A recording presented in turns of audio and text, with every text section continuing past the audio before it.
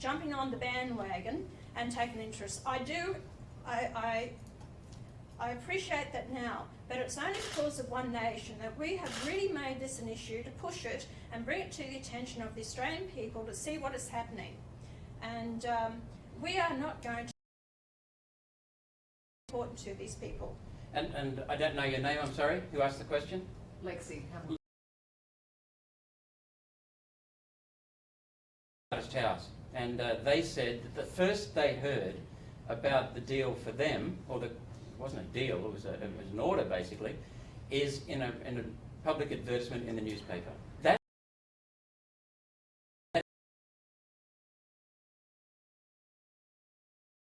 go back 6 generations.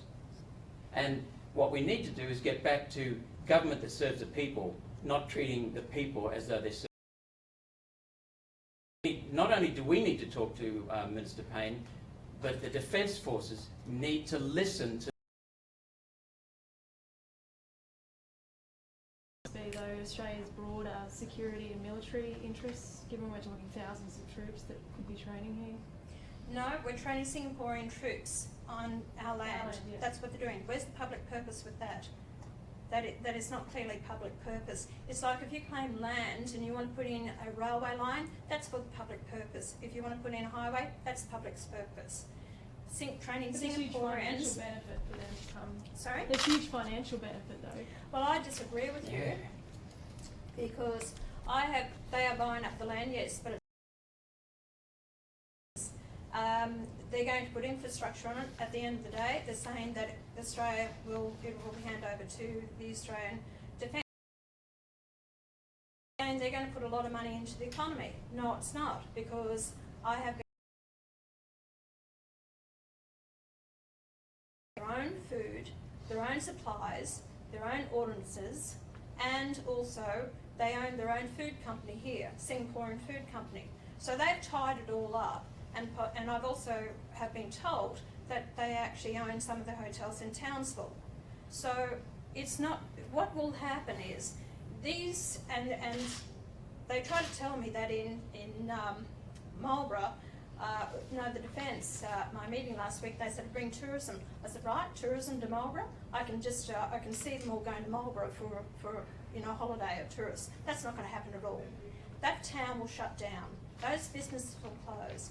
When you've got people that 23 farming families, and one family puts $1.4 million into the economy of that town, the Singaporeans will be fed, they'll be clothed, everything will be done for them. They're not going to go to Charters Towers. If they do, it'll be have a beer. They have their own food, they'll be eating their own food. Then you're going to have businesses, you're going to have the repair shops, the mechanic shops, you're going to have the clothing shops, you're going to have the school shut down, you have the post office shut down. So this is what the flow on, I can see that is going to happen. Pauline, can you explain more about the legal basis for your belief that it's unconstitutional? Looking at the Constitution, reading it, that's my belief, and I've had some legal advice with it, and in their opinion it is. I passed on that advice to the farmers, and it is up to them to go and take it to their own solicitors to get advice with regards to that. I think it's well worth putting forward, and on those grounds. If the federal government will not look at reason with regards to this, then I suggest then have a look at the Australian Constitution. Was the legal advice provided by someone in the Attorney General's Department? No. Or used to work for the AG? No. Would you like to learn? Would you like to learn more? Don, would you like to make a comment? Oh, I'll make a comment. The rationale behind the argument that it's not public purpose is because the Act is very vague. It says any purpose for which the government can make legislation, but the key words behind is public purpose. There's a case of French and Gray, 2013, which clearly said you can't acquire something for the benefit of a third party. At the present time, the government, in all their public relations media and meeting with the farmers and graziers, etc., have always stated the purpose of the acquisition of this land is for the training of the Singaporean army. The land that they have outlined as being the land of interest is the very land that the Singaporean Army have said this is the land that's most suitable for our use. Subsequently, the benefit may be, by the way, the Australian Army can put ordnance across it as well, but the primary purpose for that acquisition was for the Singaporean Army. So therefore that's in conflict with that particular case. That case refers back to one Clunas and Ross, which was prior to the current 1989 legislation. So for the legal interpretation of public purpose, there is not much case law on it. There's very little debate ever in the House when the legislation went through, but what you do read, and a little bit of the snippets out of it, is that public purpose must relate back to the community. That's basically it. And we need to remember that government is here to serve the people, including the little farmers. And that's extremely important in this case. And I think that's what we're standing up for, is the people of Australia that feel forgotten, ignored by our politicians, or by their politicians or their so-called representatives. And that's why they're crying out for someone to stand up and fight for them. And I'm not backing away from this. I hope that reason prevails with this, and the government does look at other areas where they can do their training. Look, we're talking about 14,000 Singaporeans training here for 18 weeks of the year. Now, how much are they going to put into here? And we're going to destroy these families and agricultural business that brings in, you know, millions. Do you think that a 54-year-old who's established their property are actually going to get up, uproot and move where? When you've got an estimated around about 50 or 60 farming families, where are they going to move to? You can't find that land just anywhere in Queensland or Australia. So it's not easily found. The country is so barren in most of the country. So they're not going to start up again. Why would they uproot everything and then go and start from scratch again? And then you've got their families. It's so hard these days for farmers to tell their kids stay on the land. They're telling them go and find a job somewhere else. So when you have these kids, and I've spoken to them, and they said, we want to stay on the land. So we're telling them you won't. You won't have a future on the land. Farming is it's a way of life that's been handed down from generation to generation. These are people who love what they do, and they want to continue doing it. And what do we most need in this world is food. If we can't feed ourselves, we will not survive. And we're destroying our own farming sector. What are we going to do? Rely on food to come from other countries around the world that don't have the safe foods and produce the foods that we do in Australia? It doesn't make common sense to me. And I call on the Prime Minister, I call on the Agricultural Minister, the Deputy Prime Minister, Barnaby Joyce, and everyone else, and every senator and every member in Queensland should be standing up and fighting for these farmers in Queensland. Senator Hanson, on other matters today, how glad are you or what's your reaction to the Australian dual citizens from Iraq, America giving a reprieve to the immigration ban for Australian citizens involved? I think that was very pleasing to hear that. And I'm pleased to hear it, and a lot of Australians would be. And just on preference deals with the WA state election, have you spoken to the Liberals at all about preference deals for WA and indeed in Queensland at all at this point? I had a meeting with the Liberals when I went, the President of the Liberal Party, when I went to WA just a couple of weeks ago. So I sat down and had talks with them. We are going to, I've done no deals with the Liberal Party. As I said to them, I'm not going to do any guarantee that Colin Barnett will win his premiership again whatsoever. My deal is to the people of Western Australia that we will do our best to get as many One Nation candidates elected to Parliament. Well, they want a preference deal. Will you strike one, or you're not willing to say that today?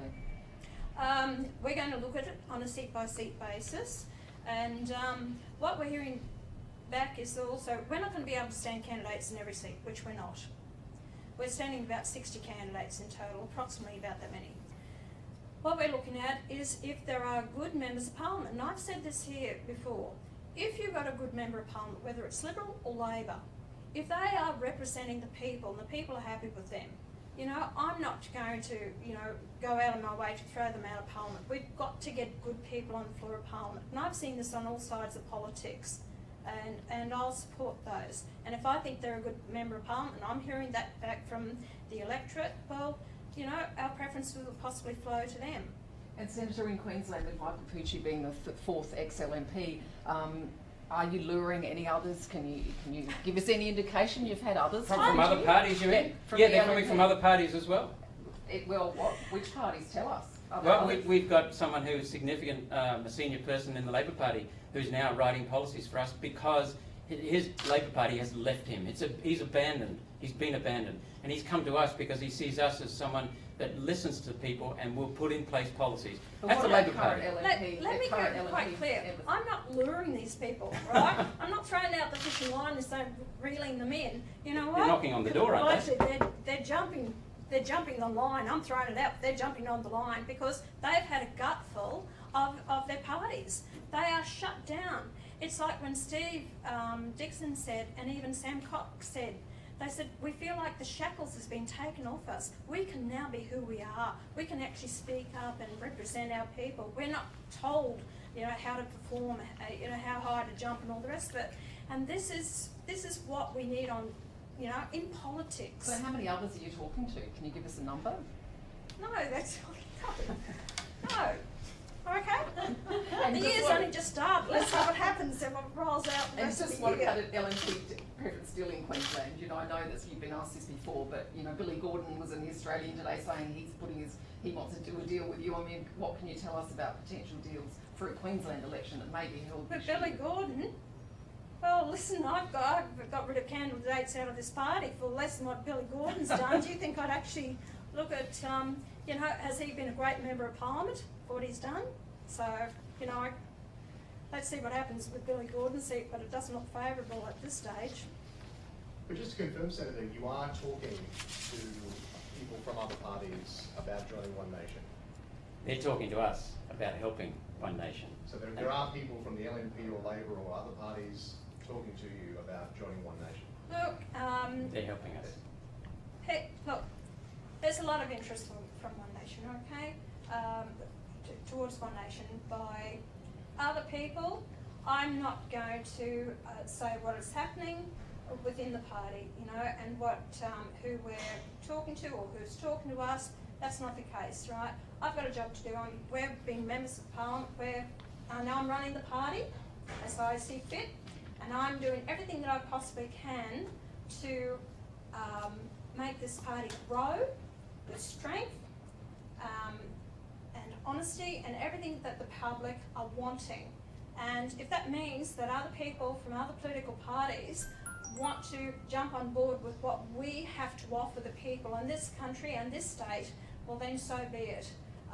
I have no qualms about doing that at all. Well, Senator, the LNP says those ex or defectors have only come to you because they weren't given a safe seat to stand in for the LNP, so effectively they've got their noses out of joint. Well, that's absolutely rubbish, isn't it? Steve Dixon, just look at that. He's got a safe seat over 50% of the vote, 52% and 60% after preferences. So that's not the case at all with Steve Dixon. He's been there for 10 years. There's a few, Sam Cox, very well liked, and he will possibly win his seat up at Burdekin under the banner of One Nation. But the whole fact is there was a big swing against Campbell Newman. That's why he lost his seat. Michael Pucci, he has no intentions of standing for Parliament, but he's come on board to actually help us run the campaign. So his experience and knowledge is going to be absolutely fantastic for our office and as an administrator in our office. So I'm quite happy to have these people on board with us, because not in that, we've got experience there already. So I have the utmost faith and respect in Steve Dixon as a representative and as a human being. I think he's a wonderful man. He's got a lot to offer. What we're doing, Lexi, is not rocket science. What One Nation does under Pauline's leadership is we serve the people, we do that by listening, and then we speak up. That's all we do. I mean, is there anything more basic, Pauline? And yet these Liberal and Labor and Greens especially are running around wondering what they can do. Why don't they get back to basics and serve the people? That's all you want us to do, isn't it? Look, my message is honesty, accountability, and some credibility in the eyes of the people. That's all they're asking. They want something with clear direction, clear vision, and who's prepared to make, call the shots and make the answers. People are floundering out there. They don't know where the future holds. That's why people are just in awe of Donald Trump, because he's a man who's prepared to make the decisions. And he's done so much in the short week. You may not agree with everything that he says or does, but the whole fact is that he's prepared to make a decision. People are screaming out for our Prime Minister to do exactly the same. And I call on the Prime Minister, let's bring in, stop this buy-up, the Singaporean, deal with Wilma and what's happening with the cane growers, and I'll tell them nothing. Give the amnesty for the medical cannabis for those people in Australia. Make these few decisions, he'll win the support of many Australians. Lexi, we've been travelling out west and up north, right up far north of Cape York, and the message is the same. Queensland is loaded with talented people, creative people, energetic people who are frustrated by government that's dead, at both state and federal level. We've got a wonderful mayor, by the look of it, out of Roma, who's trying to get the services back from his amalgamated council back to each of the towns, to put them back where the people are. We've got now a state that is run to the power brokers rather than the politicians running to the people of the state. Last question. Rod Cullerton, the decision in the High Court today, anything to say? Well, that was the High Court's decision, wasn't it? So, he's no longer a senator. Well, he hasn't been a senator for a while, so now it's been confirmed today. So he's not a senator. So we're waiting for the final decision of the High Court of whether he was eligible to stand at the time of the election or not. So that decision is yet to be brought down, and then it will be the final decision with his bankruptcy case. So anyway. Just before you go, last week we had Bill Shorten here, the week before Malcolm Turnbull. Neither of them, whilst in Queensland, would openly criticise you. Do you think you've got politicians scared to speak out against you and your party? Well, what could they criticise me about? I'm doing my job, I'm representing Queensland. So, and the whole fact is, look, I have a reasonable relationship with the Prime Minister, plus also Bill Shorten. I sit down and I talk to both of them when I'm actually in Parliament. And I think that's good to have that working relationship. I'm not there to support either one of them. I'm there to do my job on behalf of all Australians. So there's some things that I may agree with the Labor Party on, and I agree with the Coalition on. But we look at legislation based on its merits, what is best for the Australian people and for my constituents here in Queensland. And I will maintain that. So are either one of them going to have a go at me? What, because I'm upfront and I'm honest with them and I'm a fighter for the Australian people? They can do it at their... Well, they spend all their time having a go at each other, so, it's just And difficult that they won't have a go at And you. Senator, things have changed, haven't they? Because remember with John Howard, he did call you out as a bigot and a racist, and that was a long time ago. But things have changed, and we have challenged those leaders to say, well, what is it that you don't like?